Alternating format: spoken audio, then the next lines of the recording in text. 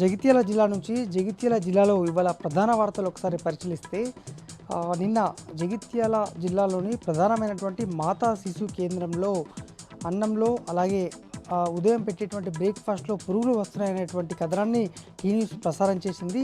ఈ నేపథ్యంలో వెంటనే స్పందించినటువంటి జిల్లా కలెక్టర్ ఇవాళ రివ్యూ నిర్వహిస్తూ పూర్తి స్థాయిలో ప్రతి వార్డులో కూడా అందుబాటులో ఉండాలి, గర్భిణీలకు అలాగే పిల్లలకు ఎటువంటి ఇబ్బందులు లేకుండా చూసుకోవాలంటూ ఖచ్చితమైన ఆదేశాలను ఇవాళ జారీ చేయడం జరిగింది. ఫుడ్ నాణ్యత విషయంలో కావచ్చు, ఇంకా అనేక రకాలుగా వారికి అందించే సేవల విషయంలో ఎటువంటి లోపాలు ఉండకూడదు, ఏదైనా సమస్య తలెత్తే తక్షణమే తనకు అందించాలని డ్యూటీ డాక్టర్లు ప్రతి ఒక్కరు కూడా అందుబాటులో ఉండాలని ఈ సందర్భంగా జిల్లా కలెక్టర్ తీవ్ర స్థాయిలో హెచ్చరించడం జరిగింది.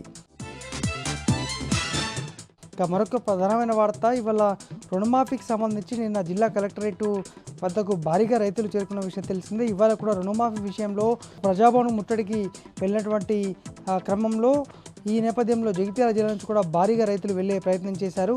అయినప్పటికీ జగిత్యాల జిల్లాలో ఎక్కడికక్కడ జిల్లా వ్యాప్తంగా కూడా రైతులు వెళ్లకుండా తీవ్ర స్థాయిలో కట్టడి చేశారు. ఇక మరొక ప్రధానమైన వార్త, కూరగాయల రేట్లు బగ్గుమంటున్నాయి. జగిత్యాల జిల్లానే కాదు రాష్ట్ర స్థాయిలో ఇదే కొనసాగుతోంది.